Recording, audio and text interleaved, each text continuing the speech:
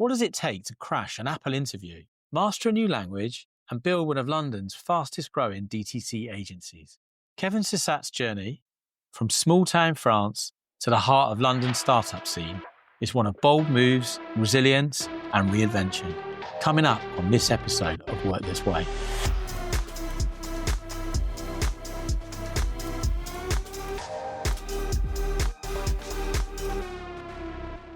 In this episode, Kevin reveals the real cost of customer acquisition, the hidden power of retention, and why putting lifestyle first might just be the smartest business strategy of all. Welcome, Kev, and thanks for coming on Work This Way. Introduce yourself. I'm Kevin, the founder and director of ENVU Media. We are a performance marketing agency focusing on paid acquisition and retention for high-growth direct-to-consumer brands here in the UK. We have some US brands as well. So what we do is supporting all of these brands with paid social ads and email marketing and SMS as well. Our mission is to lower the cost to acquire new customers and also increasing lifetime value. This is very important nowadays. The cost is increasing. Advertising online is actually going up. So you need to be innovative and find new strategies to make these businesses highly sustainable. So ENVU Media is focusing on the top and the bottom of the funnel because of paid acquisition and retention. And our mission is to really bring as much consistency as possible for all these brands, whether they are challenger brands or leader in their niche, basically. If you look at so many brands nowadays, they've got an agency for paid acquisition, an agency for retention, and so on. What is inconsistency in marketing messaging? Every time I run an audit, I'm seeing paid ads not visually or consistent, or the marketing messaging is not the same through acquisition and retention, which is to me a major problem. That really shows the gap between a big brand such as, let's say, Gymshark or other brands and challenger brands. Consistency is something that we really want to bring to the table, having some kind of an umbrella agency working for the top and bottom of the funnel. And obviously lowering costs as much as possible. So it's like hiring an in-house team for a fraction of the cost, saving time for founders, growing DTC brands. And yeah, basically, we're really trying to bring more sustainable growth for all of these brands. That's what we try to do every single day. Kev, you speak a lot about DTC, direct to consumer, working with DTC brands. Give us an example and also tell us your definition of top of funnel, bottom of funnel. So D2C is more of a channel nowadays. Okay. You had some brands fully D2C, such as Simba, Slips, all of these. So these are businesses that don't have retail, conventional retail. They just operate online. More and more you see these brands expanding to retail because obviously you want to have people to feel your product as well. So you want to have as many touch points as possible. So an example of that would be Gymshark. Exactly. So direct to consumer is more of a channel nowadays, but it's basically you just online sales. So top of the funnel is more for sort of brand awareness and messaging. Your brand is not known to the market. Therefore, you need to tweak your messaging and how you show up to the world to try and get some traction and eyeballs on your brand, basically. Okay. And as soon as you get these people, then they've actually entered your marketing funnel or your brand funnel. And what's going on is that you need to remarket them in some ways. You need to talk to them in a different way. Some people will be converted instantly at the very top of the funnel.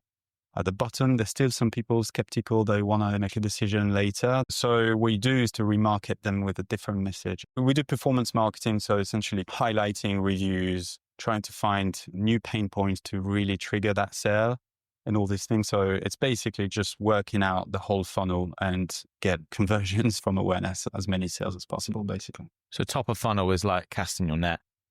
It's acquiring leads, absolutely, customers, and as they go through that marketing funnel, then convert them at the bottom of the funnel. Absolutely. And obviously retaining them. That's super important. So retention sits at the bottom of the funnel. Yeah. If you don't have any customers coming back, it's a hard business. You want to work on your products, your customer experience.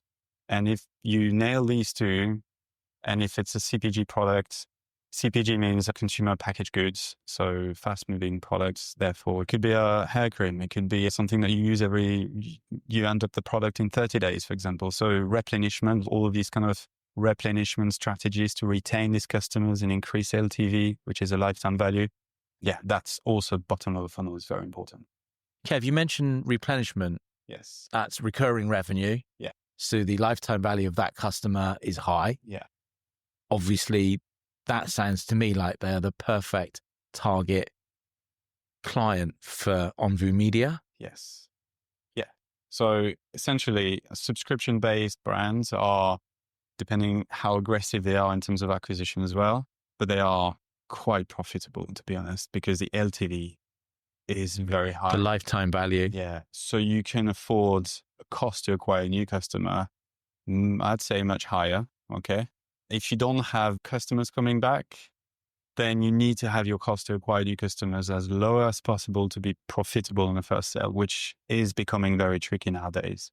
So you need to have a clear understanding of your lifetime value and how much you can afford to acquire these customers to be sustainable as a brand on a yearly basis, I would say. What role does AI play and what role will AI play with ENVU and what you do? So we use AI on a daily basis to support our creative strategy, our ad copy, copywriting, all these things, systemizing as well, and market research. There's so much you can do through ChatGPT. I started to really pay attention with ChatGPT, but like really properly in the last 6 months. So I'm still very new, I would say, on this front. But now I use it every single day. Google is not something I use now anymore, even though you have Gemini sort of answering. You have Claude as well, which is another one, ChatGPT. I mean, there's so many platforms now you can use. I mean, you predominantly use ChatGPT. ChatGPT, yeah. So something to not really forget is to stay authentic. I feel like this is going to be something that we're all going to crave for because consumers understand and they see if it's fake, deep fake kind of content, and it doesn't make you feel good as a consumer or a viewer on the platform. Facebook Meta is really doubling down on AI. We've got tools on the platform when we upload ads, which Meta forces you to toggle these options, switch them on. And let me tell you, it is not playing a good favor for some brands. Like sometimes the AI is not 100% there, but things like ChatGPT, creating custom GPTs per brand or even for ourselves, helping for writing, we save a lot financially and in terms of time as well. It's unreal. Kev, it's been great watching you this year. We've touched on the fact that you've become a Foundry member. You live in Black Horse Mills, Yes. which is brilliant. My commute to work is 1 minute. Also this year, you've employed. Yes. So you've gone from desk to office. Yeah. You have your own office. So ENVU Media has its own office now. It's very Apple Store-like.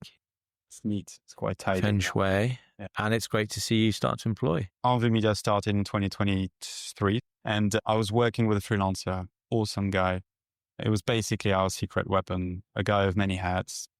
Amazing year with him. And then he decided to do his own thing, which is amazing. And then I realized we need to expand our creative resources.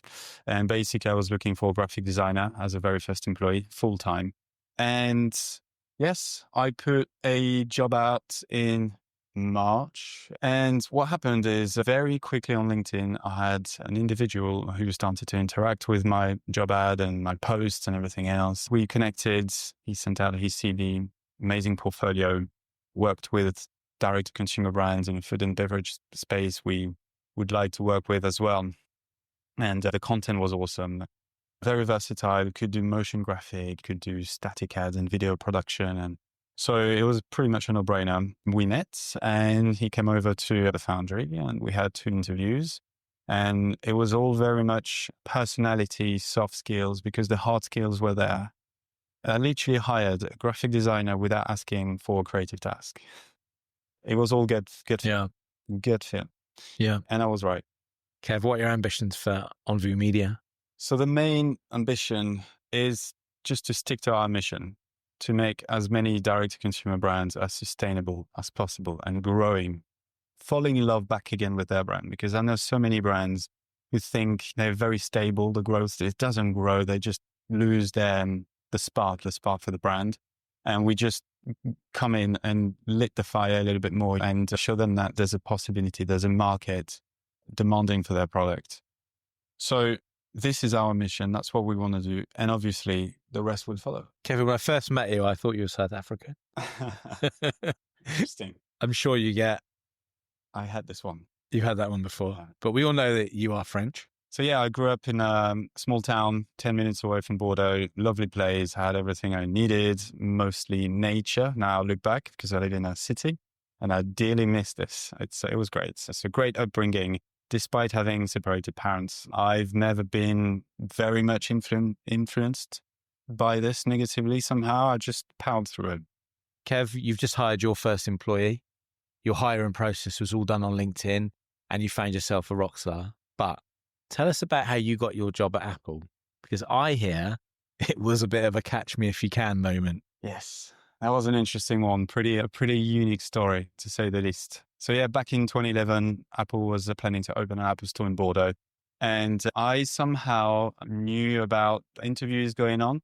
So I did apply like everybody else in Bordeaux. I never got called for an interview, so a bit of an upsetting moment. I created a forum. Remember the times where we could create forums like this and have people, and everybody joined. Online forum. Yes, everybody joined. And I could see people going through interviews except Kevin Sussat. So frustration going up. I was just following the threads and see what was going on. And suddenly one day someone said, "Oh, we received an invite for that day at that place for the group interview with Apple." I was like, okay, I'm going to go. Here's me on a Friday. I'll never forget. Got my ID, got my CV and ran to the place, which wasn't too far from where I used to live. Got in the lobby of the hotel, almost out of breath because I was running late, and the receptionist goes, "It's just right there for the interview." And I looked back and then there was like 25, 30 people just like staring at me. So I went there, sat patiently, and then they called us. And here's me sitting in an interview room, 25 of us. It's like a big group interview. I went in and I broke in a $1 trillion company. I went through the group interview, had a great time, got a call back weeks later to go for the second stage. So we went from 25 to 4 of us, got the job months later. Amazing. And yeah, 7 years of Apple. 7 years working in Apple France retail, Bordeaux, which was their pilot regional Apple store. Yes. And then I moved to Covent Garden in London in 2014. And that's how you ended up in London. Yes, correct. Because of Apple or? No, I had personal ambitions as well. So obviously learning a language was a big thing for me. I don't know why. I love English. I wanted to learn English. So at 21, when you were in the Apple store, was it all French or were you speaking English for the interview or? So it was all French, but working at Apple in Bordeaux, there's a lot of British in Bordeaux. There's a lot of people English in Bordeaux. And I used to take over. My colleagues used to call me and say, "Kevin, you want to practice or whatever?" So that was great. And I was doing sales in English as much as I could. I thought I was great until I landed in London. And it was a different story. You go into the busiest store? Yeah. So Covent Garden is a flagship store. Everyone knows Covent Garden. It's like Regent Street or Fifth Avenue. So I literally landed in London. A week and a half later, I was with the blue t-shirt, Apple logo on the heart, on the shop floor. Wow. Thousands of people trying to get my attention and steal my time to sell on Mac or whatever. And I was just completely lost. I wasn't even sure if I still wanted to be in England at that time. So I was 24 years old, still very young, I would say. And the rest is history. It took me about a whole year to feel very confident, to not even think in French. My brain was fully switched to English and I was just very comfortable to do my job, basically. So that was that. Kev, it must have been so daunting coming across, been speaking French your entire life. You're 24, you're picking up English on the job, literally. What advice would you give to anyone who's looking to learn another language? All these apps, Duolingo and all these things, just get rid of it. Go to the country. First of all, you need to have an interest of the language. You need to like Chinese or Japanese or English or Spanish. Just go to the country and immerse yourself. Stay with native people.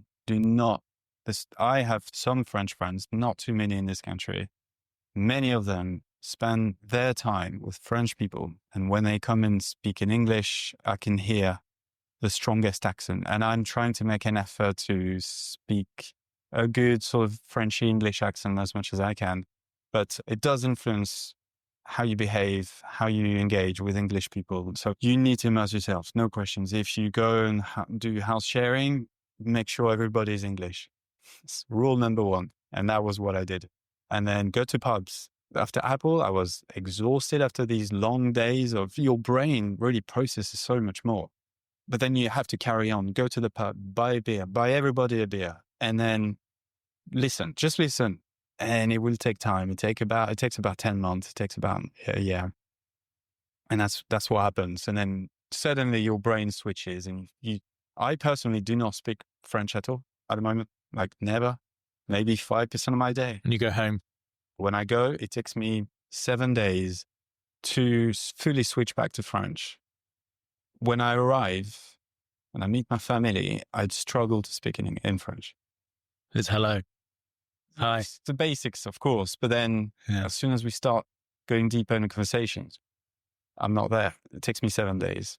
Wow. And then sometimes it's time for me to head back to London and I have to revert back again in English straight away. So ditch the apps, go and live it. Kev, you've been in London for nearly 11 years now. Yes.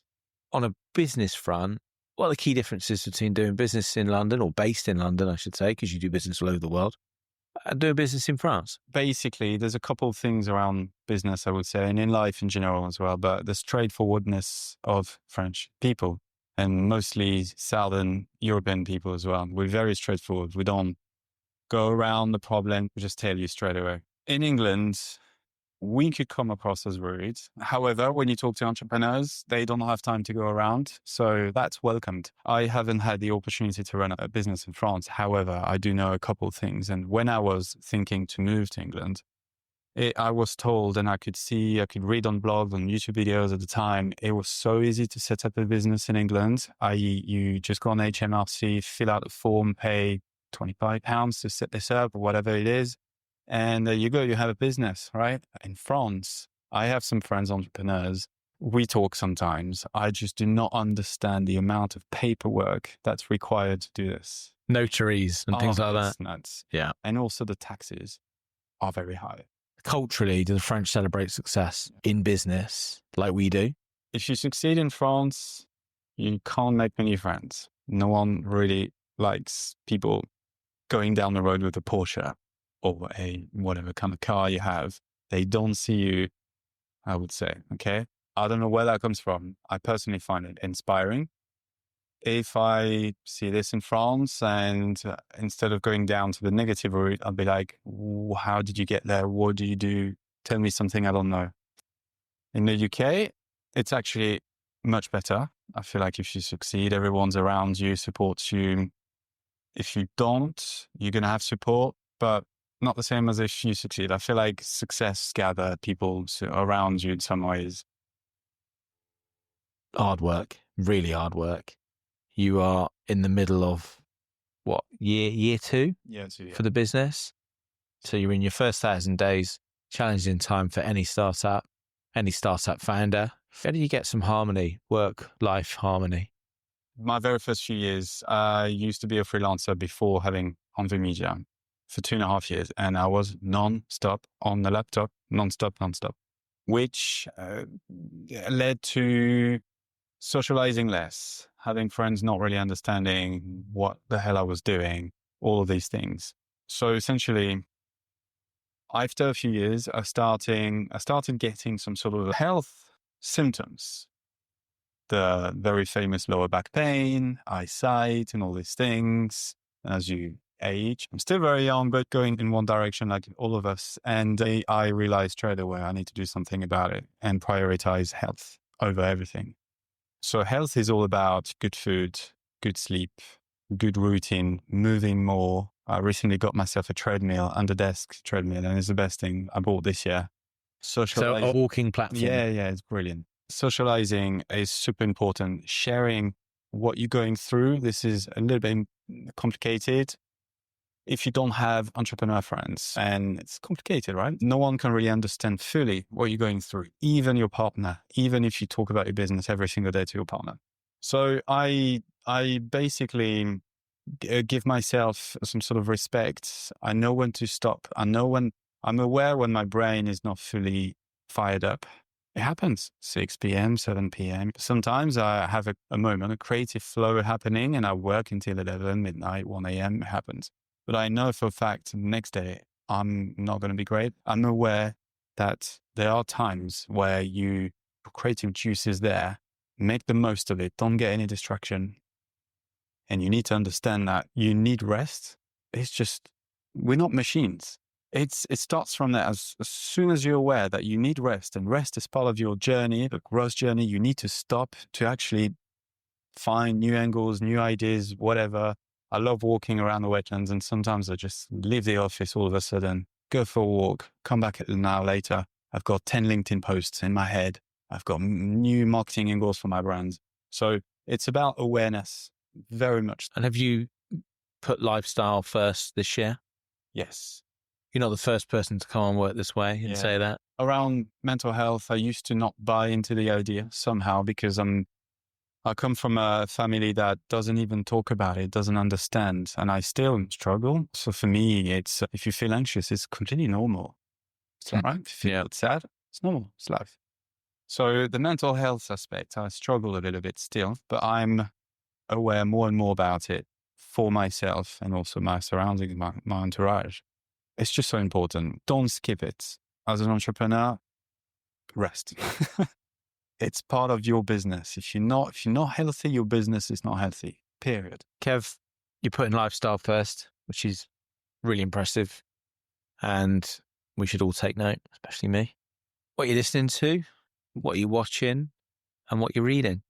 Yes. So I do have a background in music. I used to have bands in Bordeaux. I used to play a lot. I used to rehearse, and I wanted What instrument do you play, Kev? Guitar. I can also play drum and synthesizer a little bit. Foundry band coming in hot. Yeah.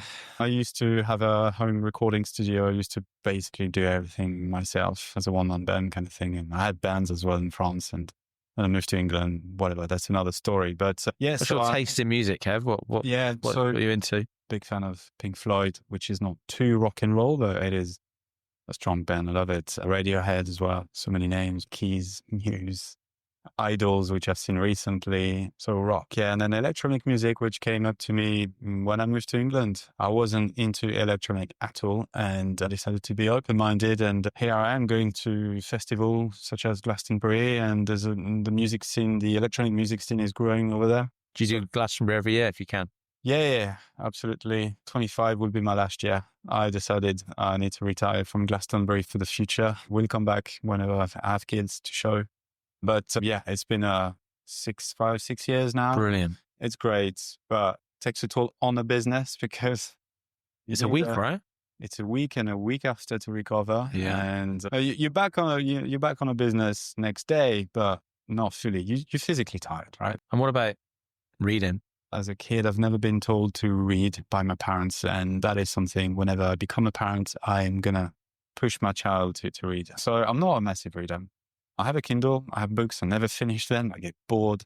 Do you do audiobooks? Yeah. Audiobooks is my thing because I don't have time. So I don't want to stop and read. I need to do 2 things at the same time. I don't know why. Working out, walking, running, and listening to a book. So it's usually business, podcast. But what podcast do you listen to at the moment, Kev? Stephen Bartlett is pretty interesting. Take everything with a pinch of salt, but there are some interesting topics. Yeah, sure. I think it's fair to say. We'd recommend Pivot. Yes. Really good. Pivot's good, yeah. It's very much in your... Yeah, direct to consumer. All these sort of podcasts around the industry, and there's so many popping up every 2 months roughly. And they share a lot of great insights that we share with our brand as well. Kev, let's play a bit of role play. I'm the founder of a startup creatine brand, a supplements brand. Creatine supplements, edibles are on the rise.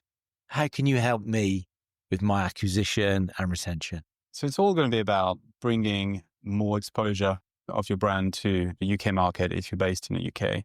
Essentially, a brand nowadays cannot really grow without brand awareness and conversion campaigns, I would say, through the Meta platform, which is the top one, I would say, in terms of returns and advertising. So we run Meta ads and Google ads and also email marketing through campaigns and flow automation. So you as a brand, if you feel like there's an area of your sort of online presence that's lacking, could be everything, could be email, could be your paid acquisition channels, then we're here for you basically. So Meta is a bit of a science, right? when you do direct response marketing, which is what we do, so we want people to take a very quick action, it requires a set of skills. And we see so many brands handling everything in-house, not the right way, basically. So we as an agency have all of the systems in place to almost put some fuel on the fire within less than a month and give some truth about your business. Kev, so you went to school in Bordeaux, on the outskirts of Bordeaux. I can imagine it must have been beautiful summers. Yes. Where did that entrepreneurial spark come from? Yeah, for the summers though, I used to spend a lot of summers in Corsica sailing with my father. So that was something I'm super grateful of, and I miss it dearly. We don't do this anymore. So Bordeaux is beautiful in the summer, but I used to go somewhere even more beautiful. So that was a lock of mine back in the day. From Bordeaux to Corsica, how would that be? Would you fly across? Yeah, for sure. The school, usual school sort of journey, I would say. So in France, you've got the school, then college, and then the lycée, and then university. So I've done all this except the university. I didn't take that route. I really wanted to be independent as quickly as possible. So I turned 18. I was like, I want to make money. As in, I want to earn a salary, pay my own rent, which is exactly what happened. So basically, I got into a business school, like a private business school. I took 2 years there, and I was learning everything about management, law, economy in France. And yeah, it was pretty good, actually. I've learned so much. Business school in Bordeaux? Yes. Yeah. Yes. I've learned a lot. So, Kev, those days in Corsica, back in the day with your dad, sailing, sounds amazing. Was your dad big influence in your life? Yes. Yeah. He's he's entrepreneurial. He's been employed all of his life in one of the major banks in France, very high level. But he's always been there to provide us a good quality of life, which was very inspiring. And I used to see him working until very late and sacrificing personal time with his kids to work and really try and do something in life professionally. And that, now look back at it, I really think pretty much daily about this. What would my dad do? So it's a good thing. I think about it a lot. I used to see my dad just trading while sailing, seriously, on the phone.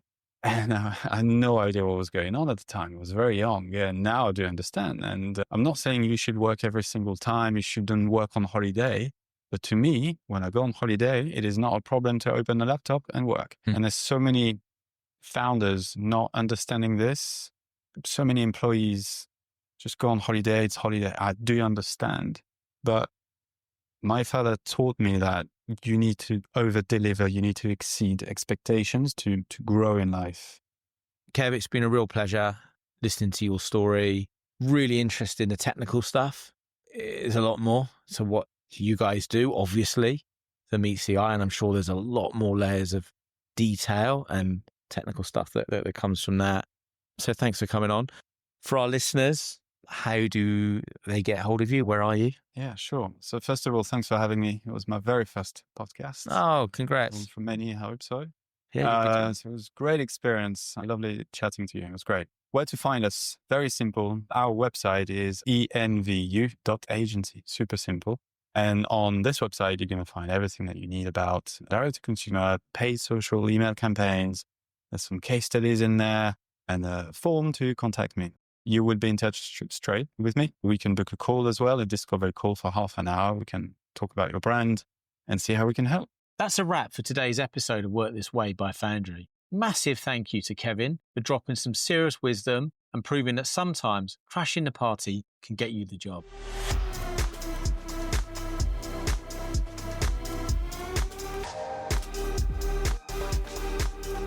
This episode of Work This Way by Foundry was hosted by myself, Adam Walker, edited by Josh Hall, and produced by Gary James.